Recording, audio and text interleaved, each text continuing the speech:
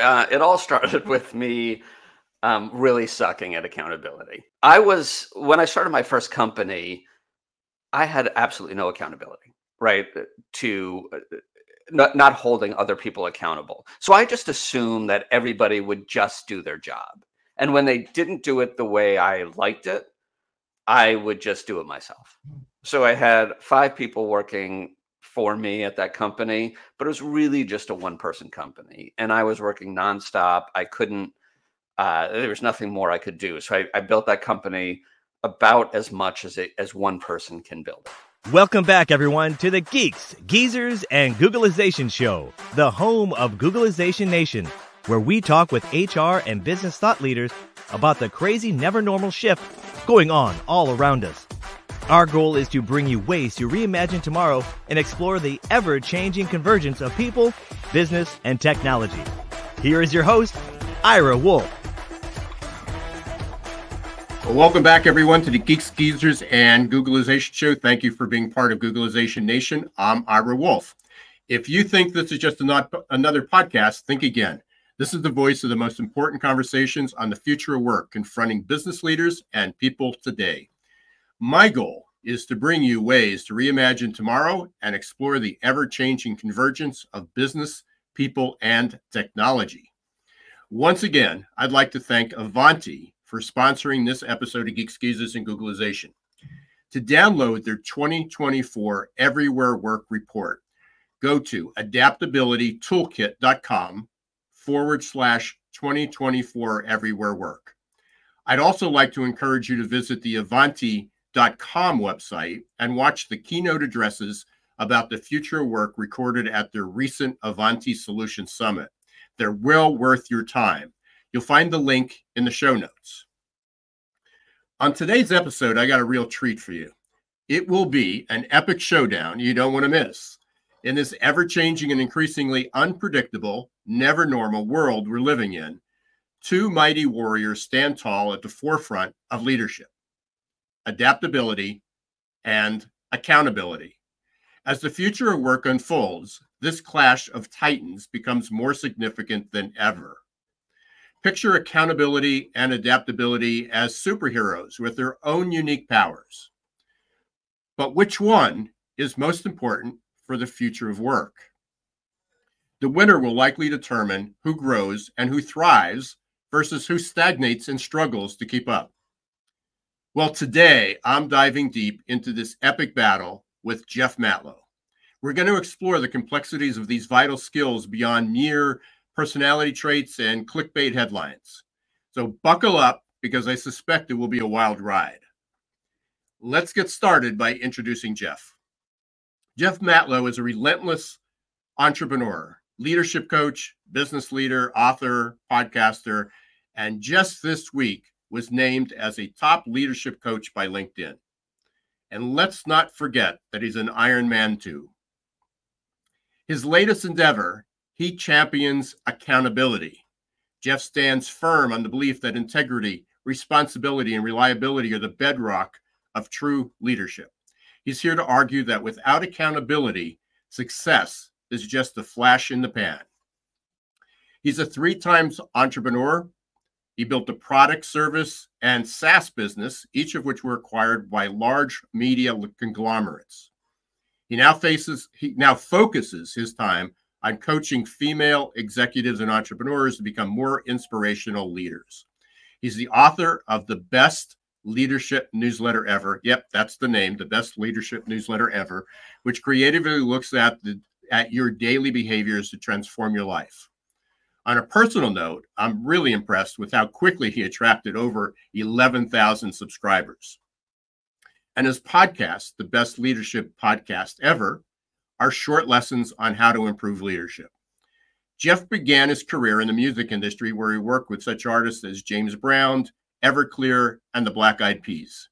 He founded the record label Crank, which was subsequently acquired by the Universal Music Group. Let's welcome Jeff Matlow to the Googleization Nation stage. Thank you There for you go, having Jeff. me. Hello, hello. I was listening to you thinking, who is that guy? And it sounds really good. And I expected like a Bruce Springsteen fan like applause when I walked in. So maybe we could just put that in the in the post. Oh yeah, absolutely. In fact, there we go. We'll do it. We'll do it a minute late. There we go. Thank you. My dreams have come true. We got it. We nailed it. So, I love it. yeah, yeah. Jeff, so everybody heard your background, accountability. You've had a fascinating journey. And, as many of us, I came out the back end of it talking about change and adaptability and reflecting back where, many people, as an older baby boomer, and sometimes even older Gen X, basically go into retirement and it's like, I'm done, I'm done with change. I'm just gonna ride out into the sunset, enjoy life. I chose a different path, and I'm in the thick of it, and trying to figure out at a crazy time. You sort of came out at this back end, and I got a couple of years on you, but you're now at the point where you're really focused on accountability. Right. So how did you get to that point? I mean, give us a little bit of a background how that surfaced as this is the main issue I'm going to conquer. Yeah. So it all started with me really sucking at accountability, and I actually I put on a free masterclass about this. I talk about my story in it, but when I started my first company, I had absolutely no accountability, right? To not holding other people accountable. So I just assumed that everybody would just do their job. And when they didn't do it the way I liked it, I would just do it myself. So I had 5 people working for me at that company, but it was really just a one-person company. And I was working nonstop. I couldn't, there was nothing more I could do. So I built that company about as much as one person can build it. And then I started thinking, honestly, we may need a couch here for me to talk about all my problems. But I sold the company, and I felt like it was a failure, like I was a failure. And so I started thinking through, like, all right, how could I do better? And I realized I'm really bad at motivating people, or I felt like I was really bad at motivating people to get the work done. I could come up with a vision. I knew where we're going, but I couldn't get there. I can't get there on my own. And so I ended up over a few years actually coming up with what I call the 4 simple secrets of accountability at work. And I started using it. And my next companies did better and better. And then I realized, I would sell the company to, as you said, a large media conglomerate. I'd bring this process into the corporate environment, and it worked. And so all of a sudden, like, productivity increases, and companies, Fortune 500s, growth stage companies have taken this on. And so I am very much about accountability is important. It worked for me. I'm, patient number 1, and it works for other people. And so I am strong on it. And that's how I came up with it. Yeah, it's so interesting how our it's many of our focus, many of our passions and our purposes and what we focus on become it's really as a result of our own therapy. Right. Completely. What did we struggle with, and therefore it must be good for everyone else. So I've got a question for you. You mentioned the 4 steps. I don't know if you can reveal those because I know that's part of your master class, but you're offering a master class on accountability. So yes. Just a curious question is I don't see people wake up in the morning and saying, I'm going to take a class on being more accountable. Yes. I mean, but most people think they are accountable. I mean, that they are responsible. They're honest. They're doing the best they can. I guess, who's taking those classes? Are they coming to fix other, like me? Is like they participated in all the programs I've done over the last 30 years. because they wanted to fix someone else. It wasn't them. It was like, correct. So even going back to your story about being a leader, is I realized that I wasn't accountable to anybody, and I needed to do a better job. Most people seem to say everyone that was working under me wasn't accountable. Why didn't people just take that initiative and be highly motivated and inspired just on their own? Right. Yeah. And so my class and my accountability work is going under the assumption that everybody in their own mind is perfect, and that all the people that work for them are terrible and are doing the wrong thing. And so it's, let's help you fix those people. Now, accountability is a crazy big problem in corporate America. In fact, I think it's 79% of leaders want to be more accountable, and the same, that their employees want them to be more accountable as well. I wonder what that would be in Congress right now. Yeah, yeah. And how many people are saying, "Hey, we want to be more accountable"? Yeah, my first thought would be it's 110%, but I feel like it's more around zero. Yeah, we won't go down that road. Yeah, well, I was going to say, let's not get in a political conversation on this one. But one of the biggest challenges that leaders have is delivering consequences. And they fear accountability. They think that word means yelling at people, or scolding them, or getting into conflict in some way. And that's what I teach them, is that there's actually no conflict in accountability, and accountability is not a bad thing. People want it. Like, if your kid draws on the walls, are there consequences? Yeah, there are. So why don't you do the same thing at work, right? Like, if somebody doesn't do what they're supposed to do, something should happen. And it doesn't need to be yelling. It can be teaching. And there are 5 parts of, or I'm sorry, there are 4 parts of the accountability process. You need to know what one clear outcome. You need a deadline date. You need one person who is held accountable, and you need immediate consequences. And so there's a process I go through to define each of those. And if you do the first 3 right, the consequences take care of themselves.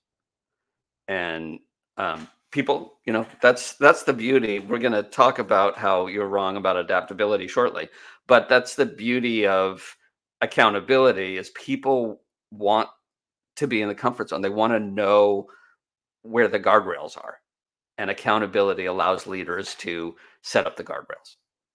So let's bring in adaptability. So we're in this world, I call it the never normal world, which seems to be more true every single day, unfortunately. I started talking about VUCA, which was volatile, uncertain, complex, and ambiguous. And that seems to be the definitive definition of the world we live in, but people couldn't remember that. So I just came up with never normal. But we're living in this unpredictable world. And it seems that, at least from my impression, and this actually may not be the smackdown that we reported, but it might be more of a synergy, that people aren't taking accountability for the change that confronts them. It's becoming more and more challenging. The threat of AI taking my job, so we need to do other people need to do something to regulate or stop AI. And there are guardrails we should put up. There's no question with AI. Yeah, absolutely. But progress isn't going to change. The toothpaste is out of the tube. I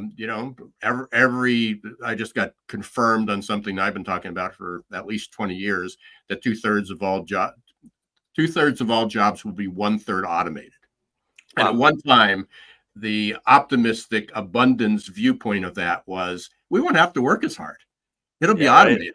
Right. We'll be more productive, and the 26 hours every week we'll get done what we used to do in 40 hours, thanks to technology and automation. And we know that's not going to be true. It never has been true. We'll just fill the vacuum and fill the space, and there's just too many problems to be solved. But people aren't taking that accountability. It's like, no, it's going too fast, so that's somebody else's problem. Or I'm only 5 or 10 years from retirement, and it won't be my problem. I'm just trying to eke out my day, and that's for the kid. Yeah, this is interesting because my the music business peaked in 2001. And I was fortunate my timing when I sold my record company was about right before the peak. And I have since been brought in to talk to leaders about what happened in the industry and how it is copied in many other industries. So what happened is technology was coming around late 90s, right? And the CEOs and leaders of music companies felt like we own the content. Like we have music. Technology, we say what technology is going to do. Technology doesn't tell us what to do. And then Steve Jobs in a snap took over the music business, right? It crumbled. And iTunes destroyed the music business. And so, or the industry as we knew it back then. And there's part of I think you're right. There's adaptability and there's accountability kind of go together. My problem with adaptability, so going back to the music people, they were not adaptable. They were not open to understanding changes happening and trying to figure it out. They also didn't hold themselves accountable to what their primary purpose is, which is to continue evolving in this industry. One of the biggest challenges I have with what many people consider or leaders consider adaptability, especially entrepreneurial growth stage leaders, is continually changing priorities, right? And I'm sure you've met these entrepreneurs. In fact, you're talking to one right now, right? Like there's the bouncing red ball. Here's our priority today, but wait, I read that on the internet last night, and so that's going to be our priority tomorrow. And that is bad. That's really bad. And that destroys the growth of companies. That's really interesting because when you talk, is it accountability or adaptability, or is it lack of focus? Is the focus, I want to create a startup, I want to be successful, or is the focus that we want to as in Steve Jobs, is we're gonna put change the world of entertainment. I mean, he really wasn't. He created an entertainment industry. I mean, everybody thinks it's a technology company, and it really, he was in the entertainment industry. Yeah, what's amazing to me, and I talk about this as like the greatest con ever, is that people still call this a phone. Nobody uses it as a phone, right? Like, and the fact that he positioned it as a phone made it think like, oh yeah, I could use a phone, but I barely use the phone on the darn thing, right?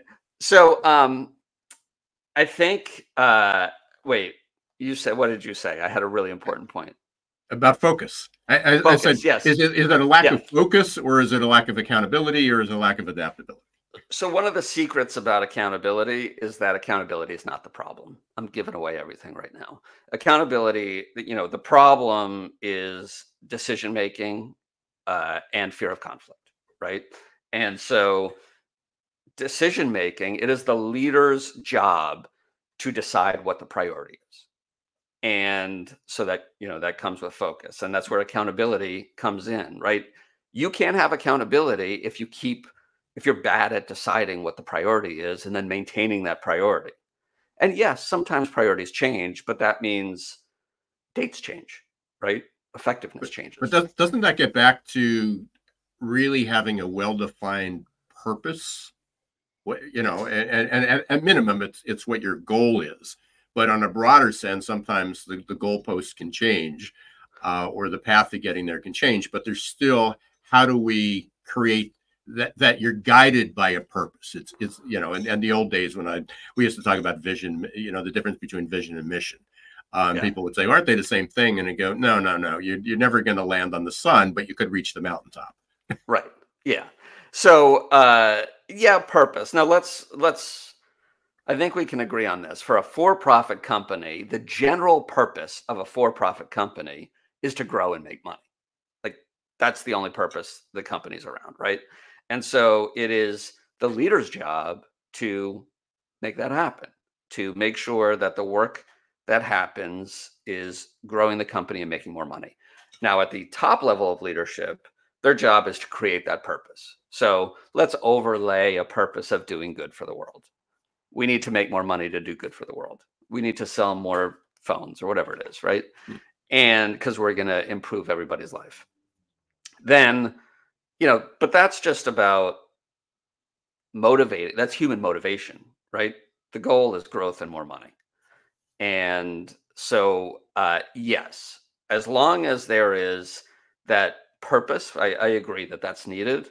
It is, I talk about companies needing to get from here to there, right? You need to define where there is, as you said, right? And so once you know where there is, then you can create the path to get there. And that's your purpose. Our purpose is to get there, wherever there is. But yeah, without that, you can't have priorities. It doesn't matter. So going back to our smackdown, our adaptability and accountability smackdown, even wrestling with it. And this started all with me trying to even write an article about it. I mean, I saw what you were doing, and it's like, no. I mean, in order to be, as I said earlier, in order to be, what I struggle with is people not taking accountability to become adaptive, to change, to go with the flow, to learn a new skill, to unlearn a new skill, to try something new, to not be afraid of failure. And this goes, and it even goes back. You spoke at my class, the Innovation and Entrepreneurship class, 18 to 20 years old. The one thing that they all learned at the end, although they said I'd have a better understanding of entrepreneurship and innovation, what that is, the one universal thing that they all said that they learned was that they needed to have less fear of failure. Yeah. Which in some ways is taking accountability, because they, even when they were in your class, and one thing is, are they always this quiet? They always get like such, they all had questions to ask. Yeah. I have 4 guest lectures. They all had at the end of every one, it said, any questions? No, everybody answered it. The first thing they wrote 5 minutes later on their feedback is, I wish I would have asked this question. Yeah. Damn kids. It's adults too. Yeah, it's fear. Yeah, I get it. Yeah, and so that's part of that fits somewhere in this in the accountability, but it also fits in the adaptability, because if people aren't willing to take those risks, to take that change, to ask the questions, not just to be curious, but to have the courage and confidence and the ability to actually ask the question that they don't know, then nothing really change. Then they're not going to change. Right. Yeah. We got a problem in our society of, judging our insides based on other people's outsides. Because somebody looks like they're confident, we feel like, okay, I'm less than because I'm scared. And actually, that's funny. Actually, I just got quoted in a Forbes article, one of those expert panels yesterday, and the question was what advice could you give entrepreneurs who quit too quickly? Yeah. Which is so the article for next Monday in my newsletter, I actually wrote yesterday. I compare humans to traffic light, right? There are 3 types of people. There's a red light person, a yellow light person, or a green light person, right? The red light people, them, we know them. They're the ones that always complain about stuff, right? They're what I call problem admirers. They see a problem or they create a problem. They never want to find the solution. They'll just complain. Then there's the yellow light people, who are most of my coaching clients, who want to go a little faster, but they're scared. They're like, whether it's self-doubt or whatever, imposter syndrome holding them back from actually getting out of their comfort zone. And then there's the green lighters, which I think you and I fall into, which is, yeah, I have fear, but I'm going to do it anyway. Listen, I can't stand failure. I hate failure. I don't want to put myself in a position of failure. That's why I became an entrepreneur, because I can reduce the risk by taking it all into control myself, right? Well, I guess going back to being an Ironman, how many times did you say, I can't do it anymore? 10 years, I said I was going to do an Ironman and I didn't do it, and I was too scared. And then one day I decided I'm going to do it. And like life's too short. And then I realized, this had such an impact on my life is I think my body can only go so far. And then you do an Ironman and you realize the power that's in the human body, right? Emotionally, physically, mentally, and because you go through all those three in an Ironman race. And it's pretty powerful. And I don't think you can't recognize how far you can go until you go far, right? And you have to stick your hand through that fire and believe that you're not going to get burned, even if you fail. That's fine. But it's really hard to do. It's interesting. I just met for the first time the co-founder of AQAI, the adaptability quotient company that I work with. He flew into New York and just went in on earlier this week, and had dinner with him. And he was just at a summit. I believe it was Joe Dispenza, but it basically was talking about the neuroscience. And for years and years and years, they've said, at least in my lifetime, they've said that 10% that we only use 10% of our brains, which goes back to what you were saying, is that we think we're at that max, right? But there's 90% more potential, and our brains control all our other functions, and most of it's mental challenges and mental barriers that we put up, mindset issues that get in the way.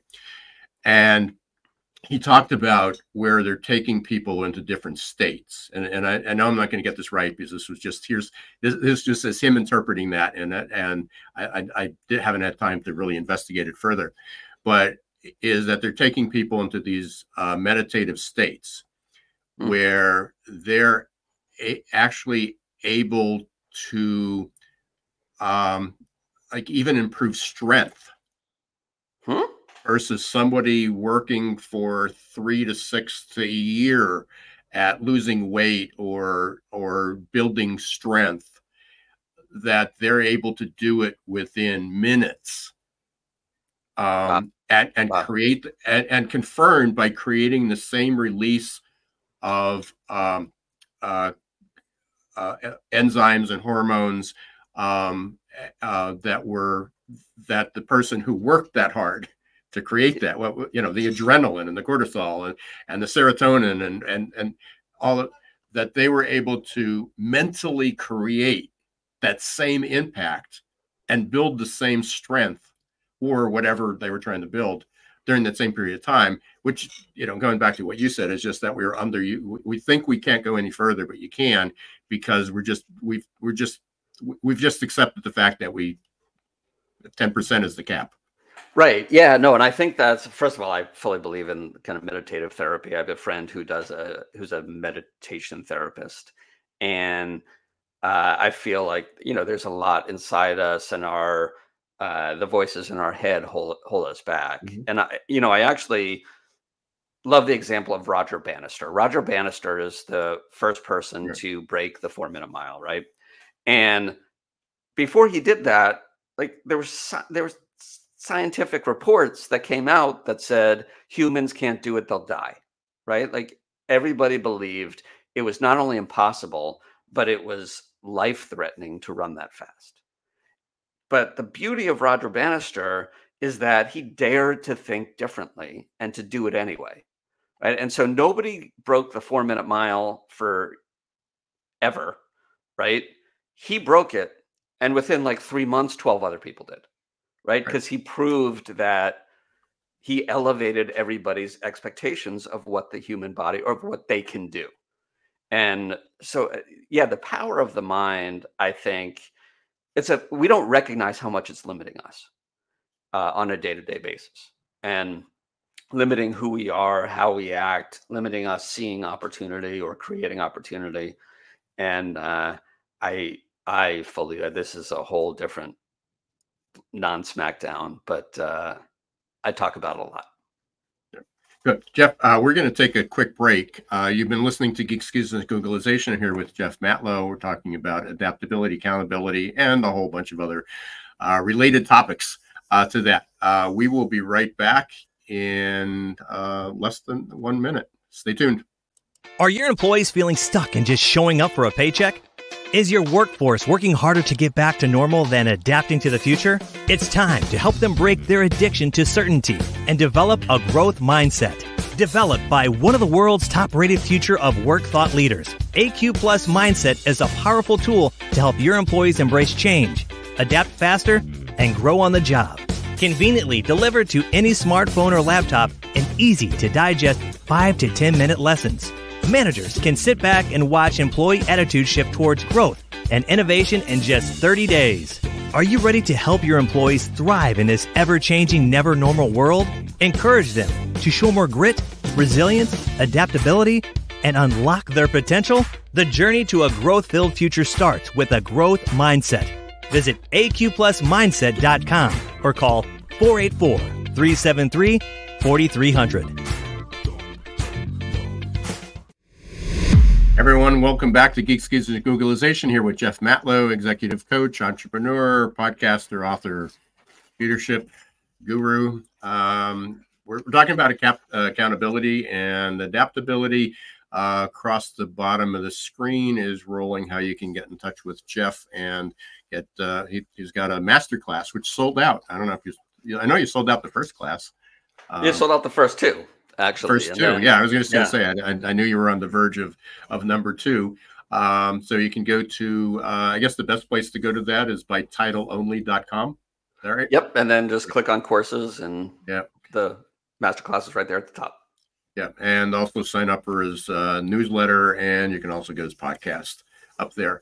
Jeff, we're talking about, adaptability, and certainly my focus is on the future of change and how people need to be more gritty and resilient and you just heard about growth mindset, which I believe is the underling of all of that. Is about mindset. You need to be willing to take chances, and even to be more accountable. People are going to have to take some chances, and they're going to make some mistakes, and just because they learn your 4 steps. It's not going to be perfect the first time they try it. Not everybody's going to respond that way, and people are going to need to tweak it. I guess what's that look like for you? I mean, as I go through the masterclass program, or just do it on their own. What are some of the challenges that you've seen, and what are some of the solutions to that?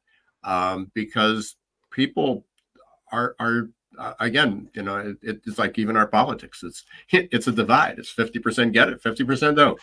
Right. Yeah. The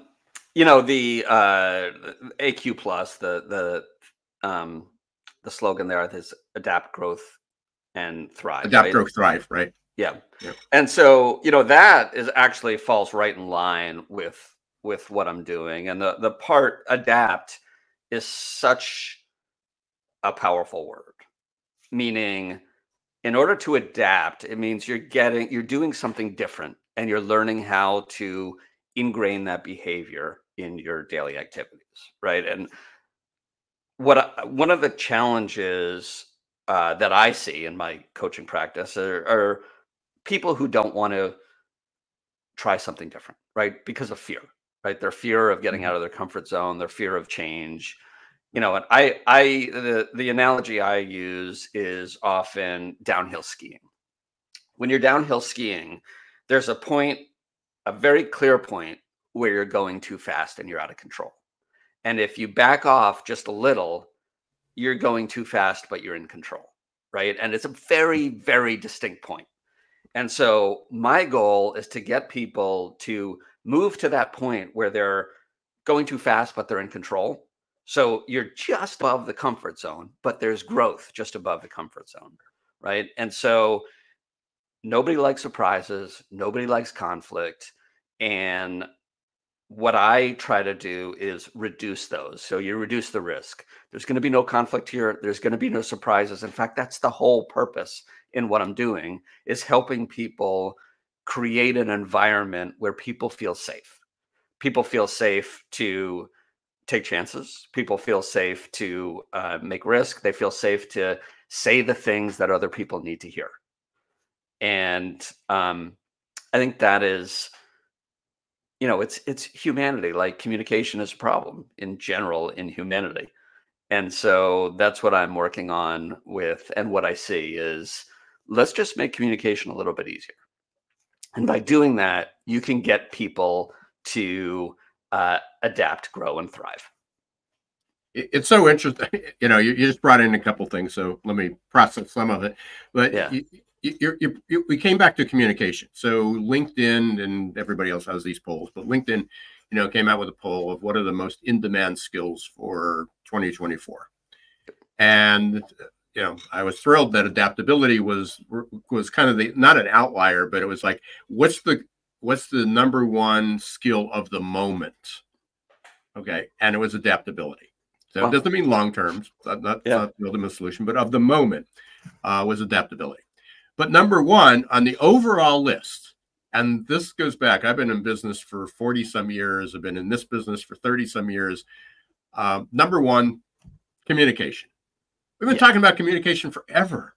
Right. It's like, how do we communicate? I mean, I started my business using DISC, the ISC, and it was about, hey, it's to help people communicate, understand that people speak in different not literally different languages, but different style, different paces. They use different words. They use different body language. There's a different tone.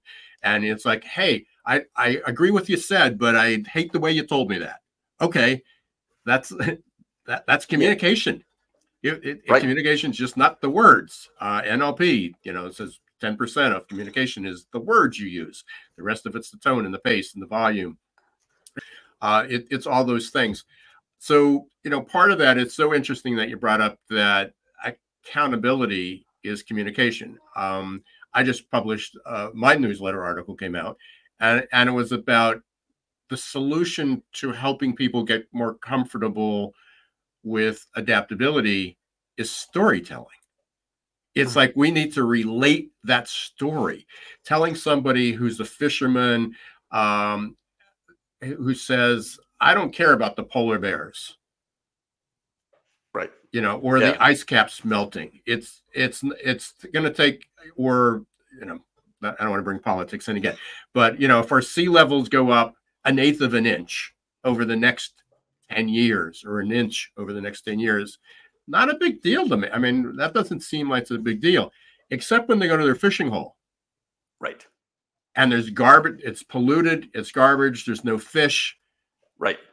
Or there's dead fish floating in it. Now it's impactful. How do you tell the story, which goes back to communication? Completely. And there's just humans are just bad at communicating. I think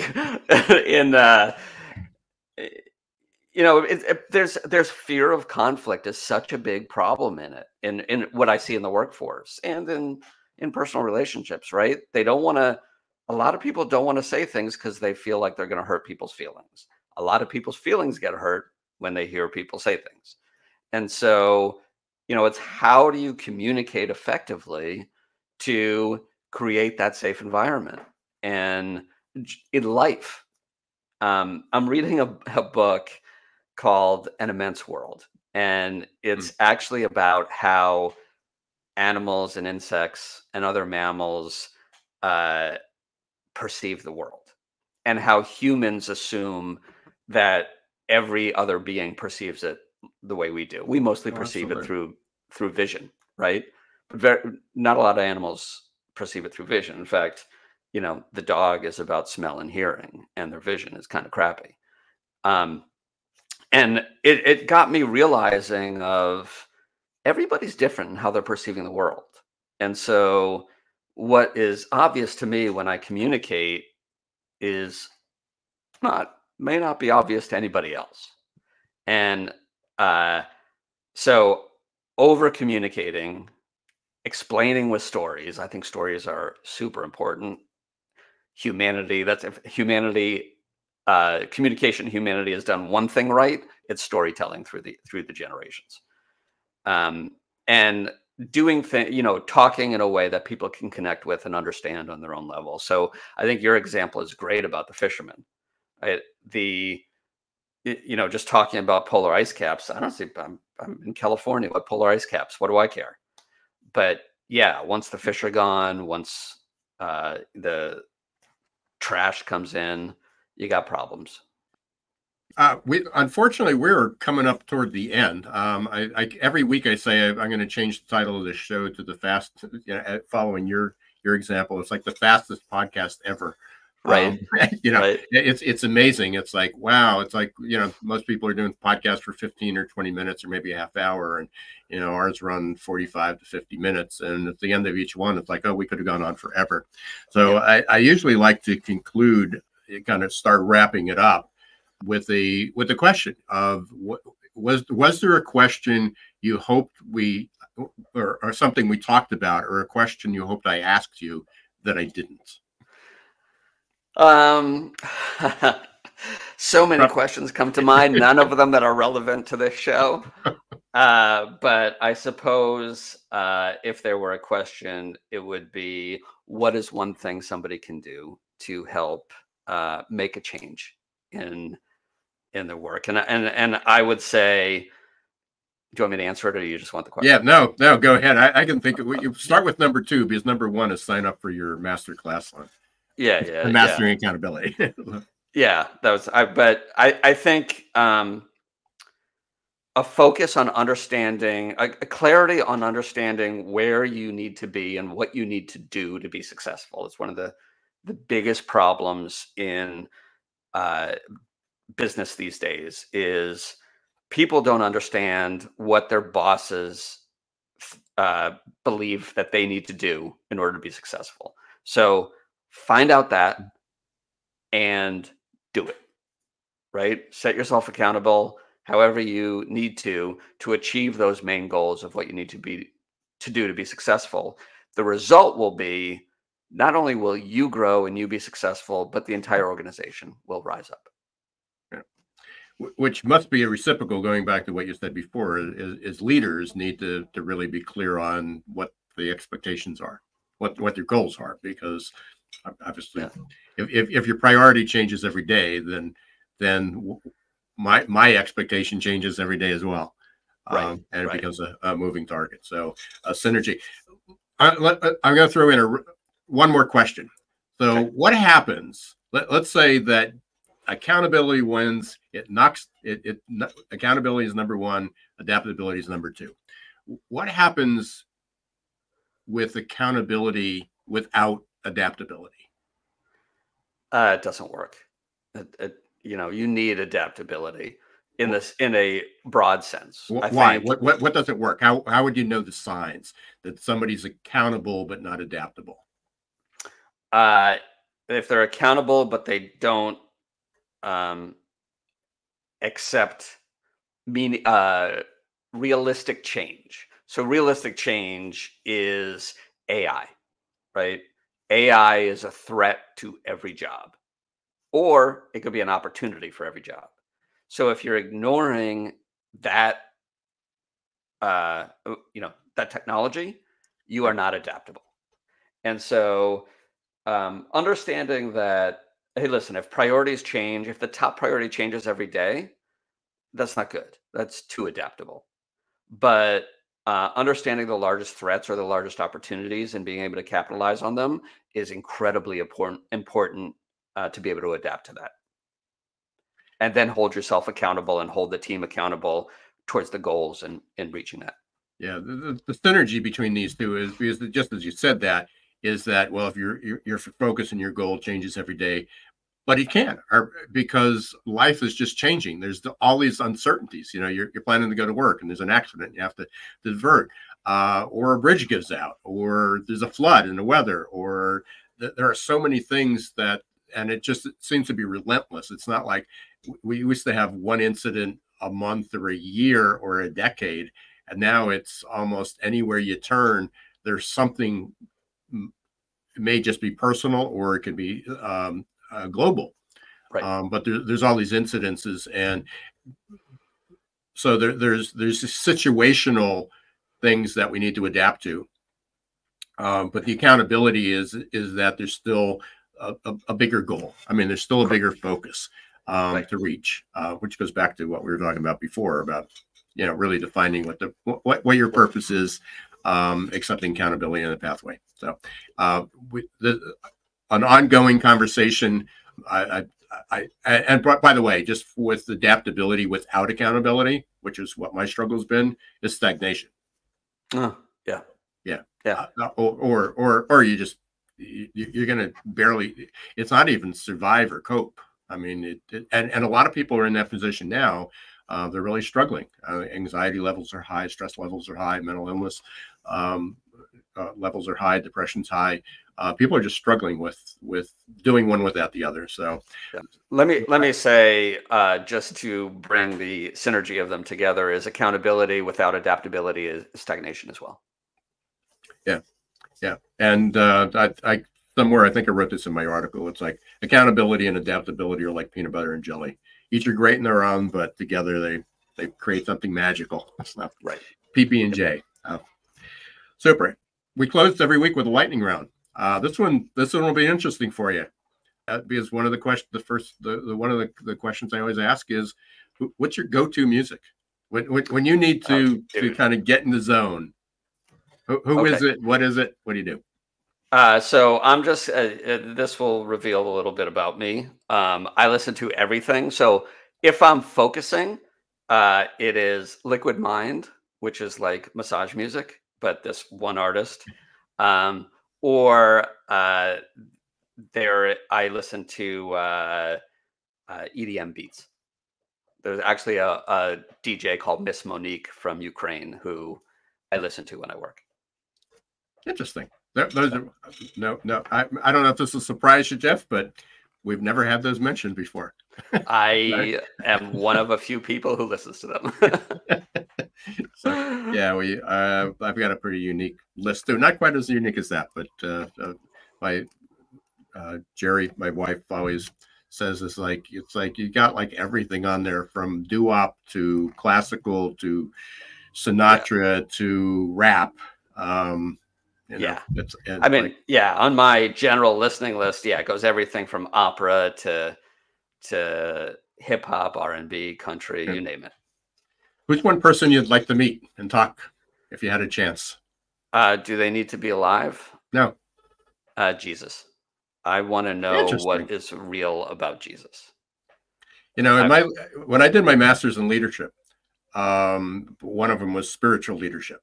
Mm-hmm. And it's like, I'll get through that because I'm not a very spiritual, religious person. And it was fascinating. In fact, some of the books that I kept that are still on the shelf, I mean, going through having 3 degrees, you get lots of books. The books that are up there is, related to that. Yeah, I think the historical perspective of Jesus, I'm fascinated by. Right, I would share that. Yeah. So. For different reasons. Yeah, absolutely. Good. Well, thanks, Jeff. Thanks for carving some time out. I'm sure this conversation is going to go on and on and on. Want to thank everybody for listening to Geeks, Geezers, and Googleization. Let me put up your information again. Make sure we got yours up. Any other ways? I was strolling across the bottom of the screen. You can go to your website by titleonly.com, the best leadership newsletter.com. Connect with you on LinkedIn. Connect with me on LinkedIn and whatever. I'm on all the socials. So whatever socials you're on. But I do a lot on LinkedIn, YouTube, and TikTok. And most of that's through by titleonly.com. Is that right? Yeah. It's actually through the Best Leadership newsletter. So look for Best Leadership newsletter, Best Leadership podcast. But my name is attached to all of it. Excellent. If you're not a member of Googleization Nation, please go to googleizationnation.com. And thank you again to Avanti for sponsoring this episode. Remember to go to uptoadaptabilitytoolkit.com/2024 everywhere work to download their most recent report about remote work, and the moods, mindsets that are affecting that. And until next week, don't let the shift hit your plans. Thanks for watching Geeks, Geezers, and Googleization. Be sure to listen to the podcast and follow us on YouTube. This show was produced and edited by Hilton Productions.